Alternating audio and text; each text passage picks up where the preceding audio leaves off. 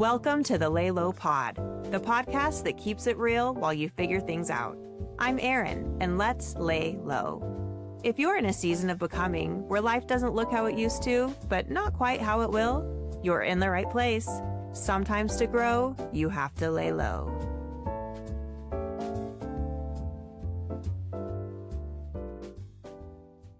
Hello. I am so happy that you're here. Welcome to the Lay Low Pod. I am Erin, and did I ever think this is where I would be right now at age 44, starting a podcast? Maybe not, but I feel very in tune with myself and my gut, and I always know the moves I need to make in my life. I've been lucky enough to always kind of feel that way and be really in tune with myself, and I know that being here right now with you is exactly where I need to be. I feel very, very strongly that I have things to say. I have a story to tell, and it has brought me to this moment. And we are going to get into a lot of different things. I'm going to speak to you like I don't know who you are. And honestly, I don't even know if anybody's going to listen to this podcast. I am going into this with such low expectations and really giving myself grace. I know that I have things that I want to share and reasons why, and I'm going to get into that today, kind of why this podcast is starting, and also why the name Laying Low and why I feel the need to share my story. And I'm going to kind of go back. The last 2 years, I have really felt a lot of growth. And for me in my life, things always change on the inside first, and then my life has to catch up. I have seen this time and time again as I've gone through small changes, large changes, and that's just how it works for me. And as I talk to people and if that comes up and I say that I change on the inside first, and then there's this really uncomfortable time where I feel like I'm not living my life, and then life catches up, and then I feel like I'm in alignment. That is just the cycle of my own experiences with growth, and it's what works for me. And as I tell people that, they kind of get this little light bulb moment where they think, oh my gosh, that's exactly how it works for me. And we kind of have this little bonding moment. And as I've had more and more of those conversations over the last few years, I have felt a need that people need some support during that in-between time, that time where life was one way and you know that's not what it's going to be in the future, but you're in this little in-between time. I have gone through these seasons, and at times I've thought of it kind of like quicksand, where you're just kind of stuck and you're not who you were, but you're not who you're going to be. You have a hard time going back, but you can't go forward. There is a real struggle in that in between. It can feel very lonely.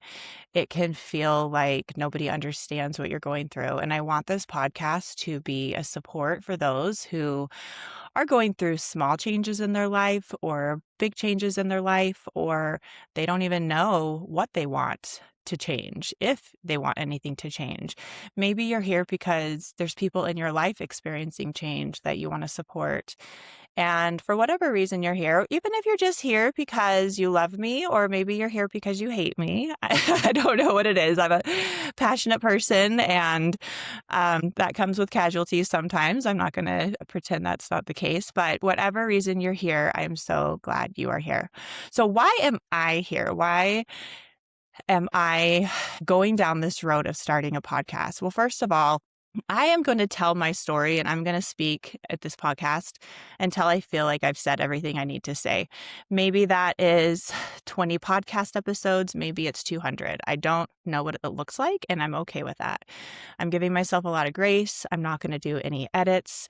My assistant is becoming an expert about how to handle everything besides me recording. And so we are just going to figure this out as we go. But there's a reason why I'm here.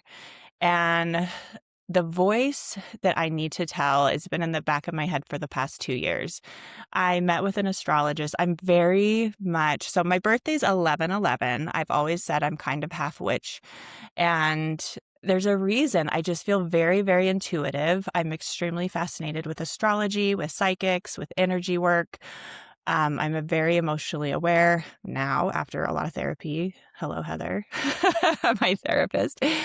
I've had therapy for 8 years, and now I know I am really in tune with this part. But before I really invested those resources into myself, into my inner voice, I was really lost. I was living a life that I was told to live.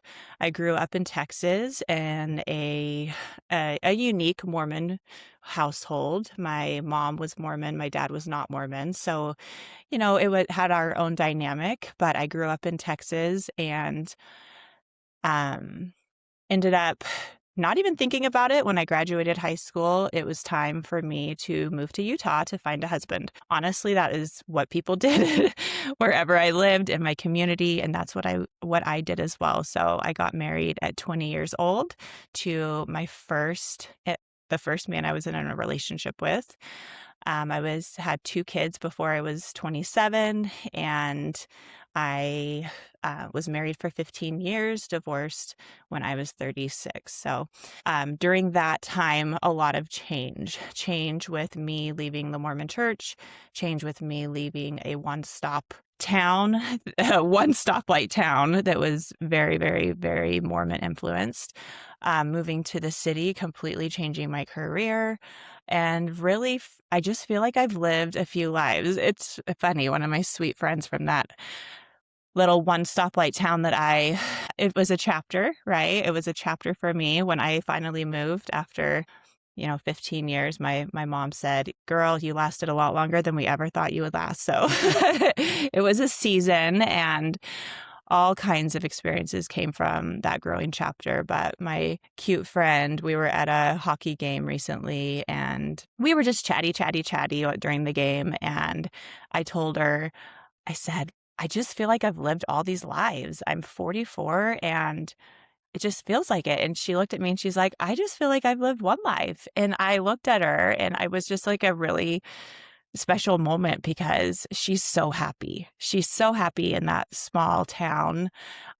She's fulfilled. She has a beautiful family and marriage, and she loves her life. And I love that for her. And sometimes you think, wow, how easy would it be if you could just have one life, one home, one family, one marriage? I've thought of that, and that's just not the way my life is. It's not who I am as a person. My therapist told me early on that I just grow very fast and I have to get really comfortable with change and growth because I change quicker than the average person. And when she explained to me like that, I understood that that's just my life. It's who I am. And so I am going to see a lot of change. And I'm not an expert of anything, but I have experienced a lot of change and I have put a lot of time, energy, and resources into mastering what I can control internally to help adapt to those changing things. And I want to share those things. So the voice is here. I actually started writing a book about 2 years ago because I went to an astrologist and she told me I was entering a time where I needed to share my voice. And she said it could be in a book or a podcast. And the good little rule follower that I am a rule follower, surprisingly. I have being Mormon for, a big chunk of my life, I just really thrived on following rules. And as I got older and realized that that wasn't really what I thought inside once I started thinking, I had to kind of adjust those rules. But I started a book. And the book was going so well. I got all my childhood. I come from an amazing line of grandparents that I share a lot about. I talk about growing up in a unique Mormon household with my family. I talk about my experience in high school where I was starting to explore things against what I had been raised with the Mormon church, and how that influenced me during my high school years, and how I really shoved everything down to move to Utah to get married. and just didn't know who that lucky man was going to be. But I have made some great decisions in life and some bad decisions in life, and I'm okay with that. But I made a really good choice with who I married, and have two amazing boys. And that's really for how young we were and how we, oh man, we really didn't go into our marriage with any tools, with any emotional maturity, with much communication skills. And the fact that we lasted 15 years um, is a win for me. But we just changed, and I changed a lot quicker than he did, and it just ended up being at a place where things just weren't gonna. We had a better shot of moving forward separately to live happy lives that we wanted than together. And so I got to the book. In the book, I got to the point of my divorce, and I have not touched the book in 6 months. And it really is because I haven't figured out how to navigate. How do I tell my story while not affecting other people that lived those days with me? My first husband and his family are still very important to me. He's remarried to a beautiful wife with a wonderful family, and I never ever want to jeopardize my friendship with them and my support for them and his family. And I haven't figured out how to tell my story and honor myself without disrupting that. And that's important to me to figure that out before I move forward with the book. And so that's why I switched to the podcast, just because maybe my voice can help me process some of those thoughts and feelings. And maybe this is a better route for me in general. I don't know. But we're going to figure it out together. And I'm going to get back to that book without a doubt. And I don't know. I have no plans when I will end up self-publishing that book. It might be in the next few years. It might be 10 years, 20 years. I don't know. But I want my story down on paper for my boys and for my grandkids and for my legacy. So I will definitely get back to that at some point. I am here doing this podcast as well for my boys. They are 19 and 21. They are both in college, living on their own. They both have sales jobs. They're both in school. I am so beyond proud of them. They are just the best part of me, and I'm so proud of them. And they are in this season of their lives where they're starting to make decisions and have changes of their own. And I want to teach them some of these lessons that I've learned before they need to experience some of the hard parts of the lessons. You know, we learn through the hard parts. We don't learn anything when life is easy. We learn through the muck and the mud, and that's just how it is. It's just how it is. And I want the boys to learn earlier than I did how to make decisions that are, best for them, that they're allowed to be selfish in seasons of their life. They're allowed to change their minds. And I refer to them as my boys, but they are men. And somebody reminded me that recently when I called them my boys. I just always called them my boys. I'm a boy mom. I'm proud of that. They are my boys, but they are truly men. And I want to make that shift right now to raise my men to be good partners, to be good fathers, to be good employees, to be good bosses, whatever they decide to be good friends. I want to continue to teach them to be good humans, and they already are. Oh my gosh. They are such, I mean, everybody thinks their kids are the best, but they are light years ahead of where I was at their ages. They think for themselves. They explore ideas. They are so eloquent with how they can talk to me about religion and the world events, and they're just so far ahead of where I was when I was their age. I literally was looking for a husband when I was 20, and I thought I was an old maid at BYU, and that's a whole nother era. To be single at BYU is a whole trip, man. But I'm just proud of them. And half of their lives, I was a Mormon mom. And then half of their lives, I am me. I'm truly living an authentic life where I am sharing different lessons with them and more about spirituality over religion. And we have a story to tell, the three of us, and I'm just so proud of them. I'm so proud of the relationship that I have with them. And hopefully they don't roll their eyes too bad at me just during this podcast. Hopefully they understand that mom has a story to tell, and I want to support people who need somebody to listen. The phrase laying low. So when I was coming up with the name of the podcast, it's funny because Colt, my son, he's my 19-year-old, he just teases me all the time because he'll say, "So mom, what are you doing this weekend?" Or mom, well, he calls me mother. My oldest son calls me mama. My younger son calls me mother, but whatever they want to call me. When I am a grandmother, I'm going to be honey. So that is my plan. I can't wait to be honey. And Colt teases me and he's like, "What are you doing this weekend?" And I will say the same thing. "Oh, I'm just laying low. I'm just going to walk the dog, take the dog to the dog park. I'm going to catch up on some shows. I'm going to meet a friend for brunch. I'm going to meet a friend for drinks. I'm going to do dinner, a game." I just always start it with "I'm laying low." And he just teases me. Laying low is just such an old person phrase, mom.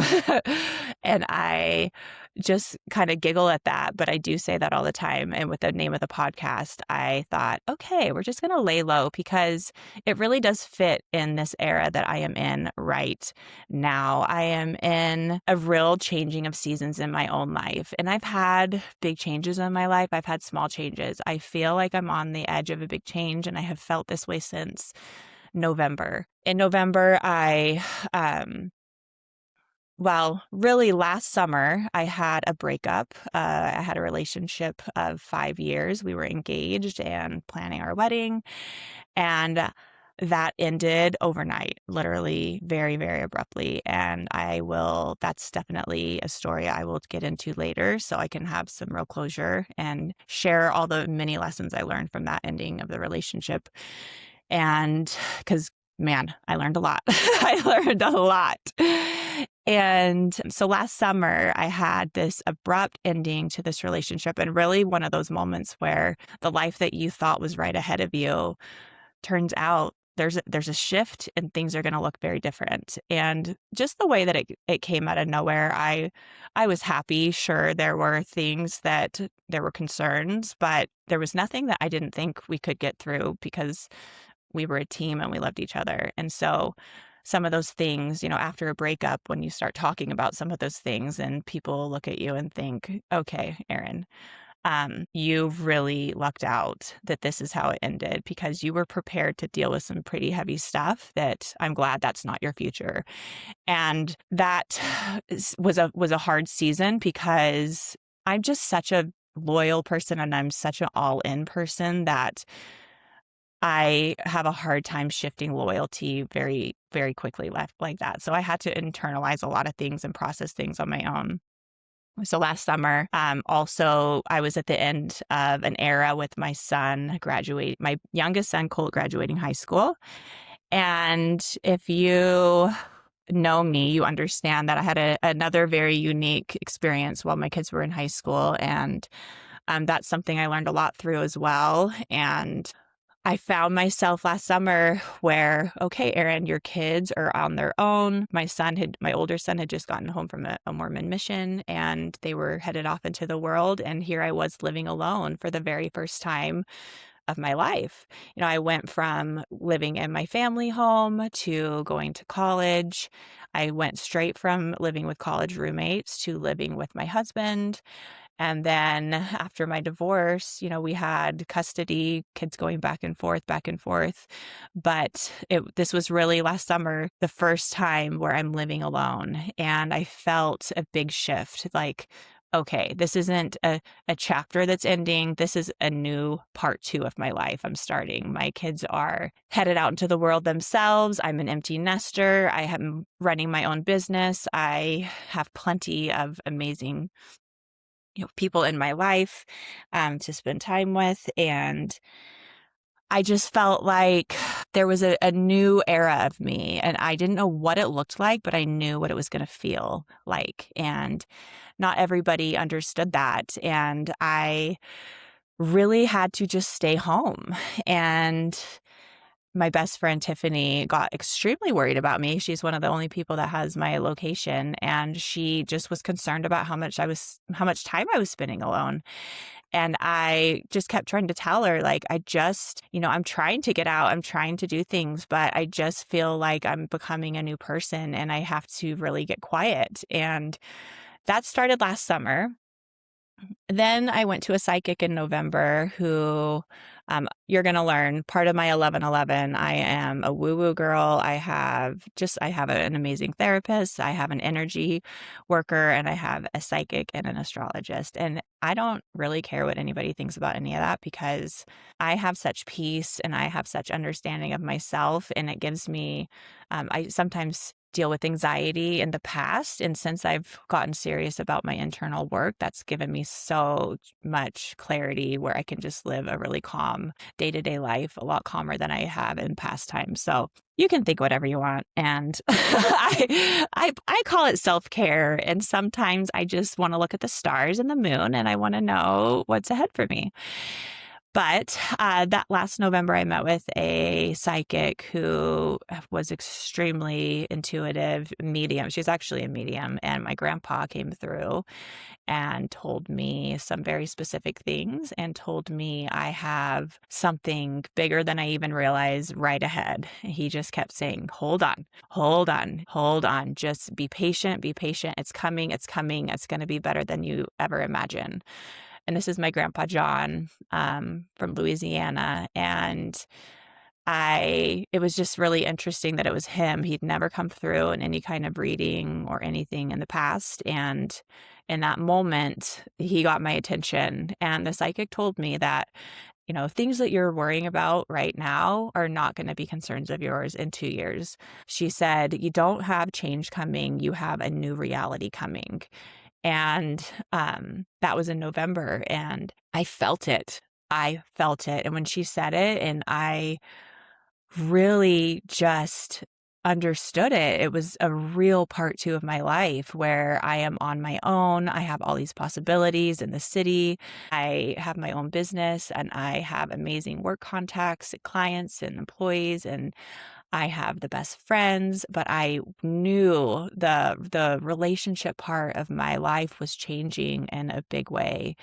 And I was okay to sit back and let it unfold, to sit back and let my grandpa um, tell me those things. And as time has gone by and gone by, and I've seen shifts and life aligning with what's already changed inside of me, it's beautiful. And I'm excited to keep sharing some of those things. I I will tell you exactly what I've told my family as well, though, that I'm gonna keep a lot of things really close to me for longer than I've done in the past, and I am not going to get everybody's opinion about who I'm seeing. I'm not going to get my family to meet anybody I'm seeing until there's talk of serious commitment.